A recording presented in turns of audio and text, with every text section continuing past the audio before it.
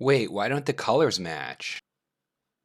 Okay, so we got a patch note rundown. Our 10.25 notes are out, so let's take a quick look. I believe this is the last patch of the year. Yeah, last patch of 2020. I actually think this might be the last patch of set 4 as well. There might be one more, but I'm pretty sure we're heading into set 4.5 soon. So hopefully that is the case. I'm ready for some changes. Okay, skip the patch highlight. System changes. Bench overflow. If your bench is full when you return from carousel, the extra champions will be sold automatically at the end of planning. Don't worry, a message. Okay, cool. So looks like if you are level 6, your bench is full, and you get something from carousel, you will not have 7 units on the board. It will sell the unit automatically. Good change. I don't really do that anymore, but I know that it's a good way to cheese in some extra units. I don't think that's going to affect us. Base roll percentages. So it looks like they changed the odds from, they've added 2%. Okay, so this is kind of big. So right now, it's something I've been saying before as well, but level 7 in the current patch is basically like what level 6 was in the last couple patches. So what I mean by that is it's sort of a dead level. So you don't really make any decision-making choices at level 7 in the current patch. It's there if you're bleeding, if you're trying to roll maybe 10 gold to like find a chosen, but you want to save most of your gold so you can get to 8. So it sounds like they're also not okay with that. So increasing it by 2% is actually kind of big, right? So a lot of people think 10%, that means you have to roll 10 shops to get it, which is true, but it's not 10 shops, right? It's 10 slots on your board. So right now, if you were to roll twice, statistically, you should see one 4-cost unit out of 2 shops, because each shop has 5 slots in it, and each slot has the 10% roll chance. What this means is now it's still going to be every 2 shops, but you should generally be seeing a 4-cost every 9 slots. So if you're trying to hit that 4-cost unit to finish a full synergy, there's a better chance to hit it a little earlier now. You're definitely not going to be going for 2-star 4-costs at level 7, but you should start to be able to put in more 4-costs consistently with this. So good buff. Trait changes. Divine damage gets nerfed by only 5%. That is a bit surprising, but that's fine. Nerf is a nerf. Elderwood armor and magic resist, they get buffed at 3 and 6 piece. So you have to consider that this is actually kind of a big buff, right? Like, yes, it's only 5, but it means that every 4 ticks of this, so like every 15-20 seconds, this is basically another full 20, which is nice. Like these seem insignificant, but it's actually quite a bit, so that should help Elderwood early, because Elderwood feels pretty bad right now, so I'm kind of excited that they're changing that. Good change. Mage spell power. 6 mages get 10% extra damage. That's fine. I almost see no one running 6 mages. I can't actually think of the last time I saw people play that. Is this going to bring it back? Probably not. But that's fine. They're trying to push it. And then Vanguard gets a buff at all levels. That's cool. I mean, look, no one in their right mind is really going to be running 6 Vanguard. So, like, let's pretend that these 2 changes don't exist. 750 and 2000. If you're running 6 Vanguard, you're probably losing the game. But 4-piece and 2-piece, it's pretty big, right? 50 armor is worth more than 2 chain vests, and that's on every single member of your Vanguard team. This could potentially bring back more Ari builds, I guess, because Ari is one of the more consistent builds that runs Vanguards. But the reason Ari builds don't really do well right now isn't entirely because the front line isn't tanky enough. It's because she's an inconsistent unit, right? So I think these 2 changes are slightly irrelevant, but the 2-piece Vanguard early, 20 armor early is a free chain vest. It probably makes early Vanguards up to like level 5 a bit more viable, nicer to look at. Cool. So that's all our trait changes. I'm doing this during a stream, so I'm just gonna have to drink and not pause. That's okay. Diana and Lissandra are a bit too warm and bright on Moonlight, so I guess they're nerfing them. Look, until I looked at the stat sheet, so I was looking at this, I'm going to just bring it over. I was looking at this meta sheet. So apparently Moonlight Diana and Master Plus actually has, like, it's got a low pick rate, but it is the highest average placement among all these teams by quite a fair margin, like 0.5%. So despite me not seeing them, I guess it doesn't mean that they're not weak. So Diana is getting a nerf. She's losing an orb at 4 cost. Fiora is getting buffs. Okay, that's kind of cool because Fiora is actually the most garbage unit in the game. I will fight you on that. She is fucking trash. So I'm kind of glad that that Fiora is out of the pool now. So yeah, 10 mana buff and more damage. That's great. This actually means that Enlightened or Duelist Fiora might actually not be trash, right? Because Enlightened and Duelist Fiora, they get mana reduction as their trait. So she's going to be ulting a lot. You could actually probably win streak with her a bit now, and she does damage. So that's kind of cool. For context, Chosen Fiora is going to be doing 400 damage and have like, what, a 50 mana pool. She's your blue buff holder, your Guardian Angel holder. She'll probably smash early, actually. I'm excited to try that out. Lissandra gets nerfed at... Oh, she actually gets a nerf at 4-star as well, or 3-star. So 50 nerf, 50 nerf. Cool. Maokai gets a buff. So actually, these are pretty significant because Elderwood is also getting a buff already, right? So he's getting an extra 5 base on his armor, an extra 10 base on this, along with the passive 5 at each level at 3 and 6, which is when you play Maokai the most. So he's going to be a tanky boy. 2-star Maokai with Elderwood next patch, probably going to be online with Tom Kench now. Wukong crushing blow attack damage ratio goes up quite a bit, actually. So basically his level 1 is his old level 2, and then it's everything just goes up. So he gets a 25% buff, and then a 15% buff, and then a 5% buff. I think, I don't know, Wukong gets kind of the best of both worlds here because Armor or Vanguard also gets buffed, so maybe they want a more viable tanky carry early. I'm not going to be jumping to play Wukong, but at least if you end up getting Vanguard and no backline start, you could put items on Wukong and hopefully he can carry you through some early rounds. So that's kind of nice. Jarvan was a big red flag for us. Haha. They almost nerfed him, but they didn't. Okay. So Aphelios gets nerfed by 5, but they fixed a bug that was preventing his turrets from firing with the Hunter trait. So this is probably a huge buff, and they probably have to nerf it to compensate for that, especially since Aphelios is getting played already.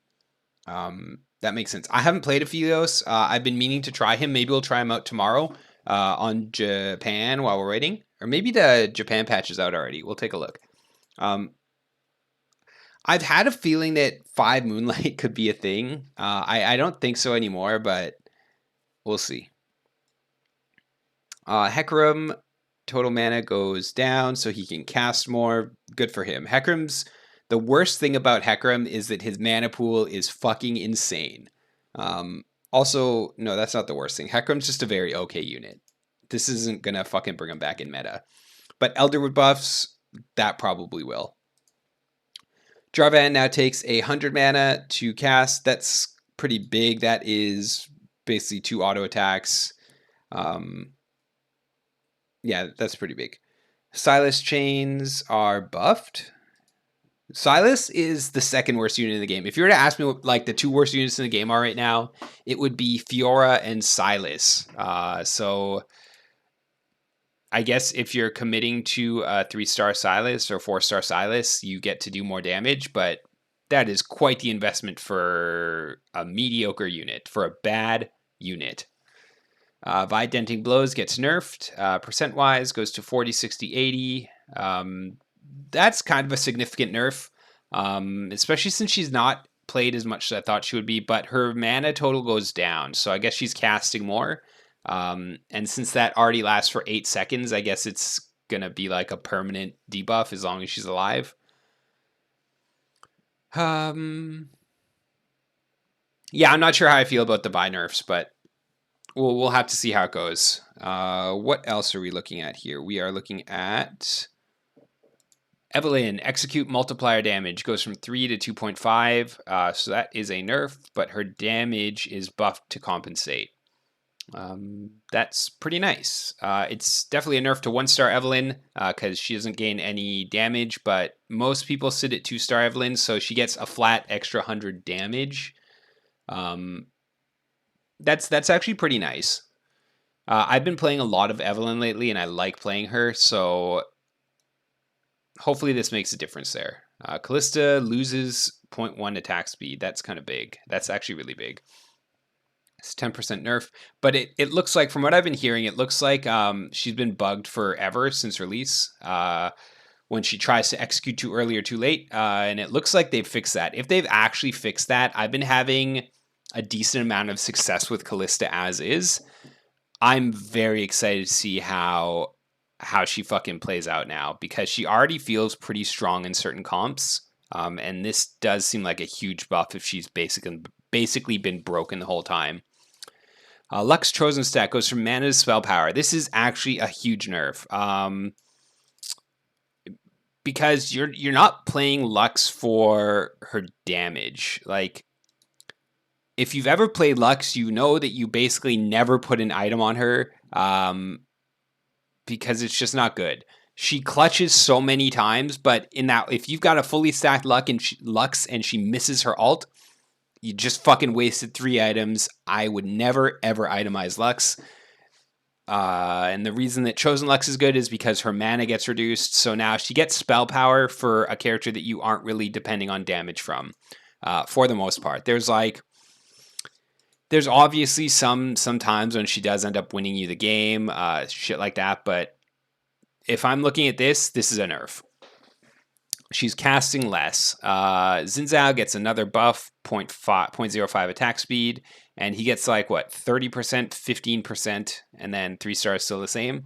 This is great. 1-star Xin Zhao feels like garbage. 2-star Xin Zhao feels okay right now, but this is a buff. I think Xin is borderline the fucking sleeper OP unit. Same with Kalista. I've been playing them a lot, and I've been having decent success with them. Not as much as I want, but these buffs are definitely pushing them closer to, yes, I'm going to build a comp around a 3-cost carry, which, aside from Kindred, you haven't really been able to do this patch. So that's going to be nice. Looking forward to trying that.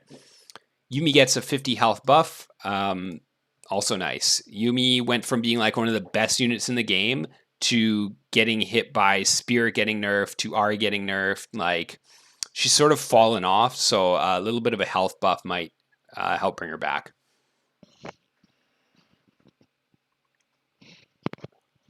Okay, tier 4, we've got Talon. Who cares about Talon? I haven't played him. Maybe he's good. I don't think he is. He gets a 50 health buff, and his damage percentage goes up 40%, 50%, and an extra 25%. That's pretty significant. He's so fucking slow when he's jumping around, though. I'm not entirely sure that this saves him, but maybe it doesn't make him dumpster trash. I've had a couple games where we've been doing our level 8 roll down, and I'll pass an Enlightened or Assassin Talon, and I'll just not play him. I generally don't have the items for him, but it's something I don't really even think about, because just watching the way he jumps around now and how he doesn't reset mana, he genuinely feels like a bad champion. This might make him a selectable option. If you're at level 8, you can't hit anything, you've built your Warwick items, and then you hit a Chosen Talon, maybe you decide to play him. Because 50% damage buff on his attack damage percentage, if he's got something like a Guardian Angel and a Deathblade, that's no joke. That's still going to one-shot someone. But he's probably not going to jump around and chain kill everyone like before, right? So nice buff. Probably doesn't bring Talon back into the meta, but might make him usable. Warwick gets a 10% nerf at 1 and 2 stars. Cool. Warwick, super annoying. Lifesteal. This might actually make a difference because there's a lot of times when you get Warwick down to like 10, 15% health and then he heals everything back. If you can slow that down just a little bit, you might be able to finish him off before he gets back to full health. So I'm down with Warwick nerfs. Okay, Kane gets a nerf. Not a super sizable one, but he's like the best 5-cost unit in the game right now.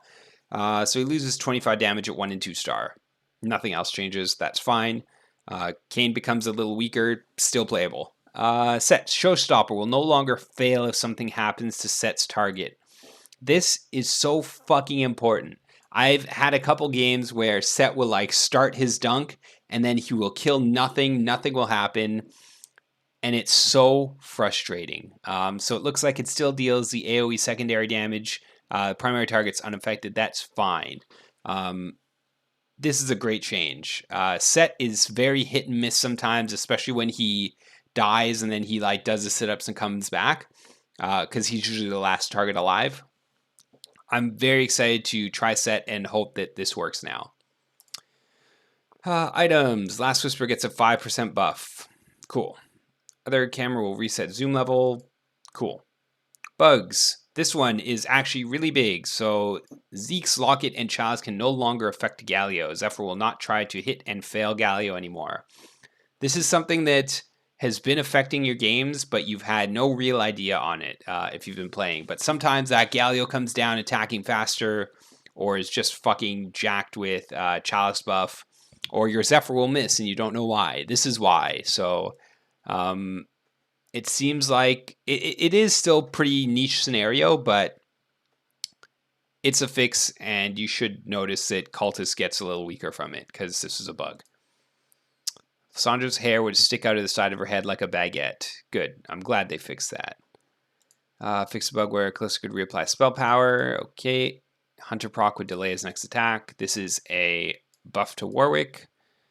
Fixed a bug where Warwick was not triggering on hit. And this is another buff to Warwick. So that is the entire patch. I think the biggest takeaways are that early game has more options with Vanguards and Elderwood. Mages are still going to be a 3-piece. Divine is probably still going to be one of the best builds in the game. And you should also be seeing 4-cost units at level 7 a bit more. Fiora chosen, not a troll unit. What else do we have here? Was that it? Evelyn, Kalista, Xin better, Lux chosen worse, Talon playable, and that's it. That is our patch rundown. This was pretty quick. I will post this to YouTube later today. Thank you guys for watching. Let's get back to grinding that ladder.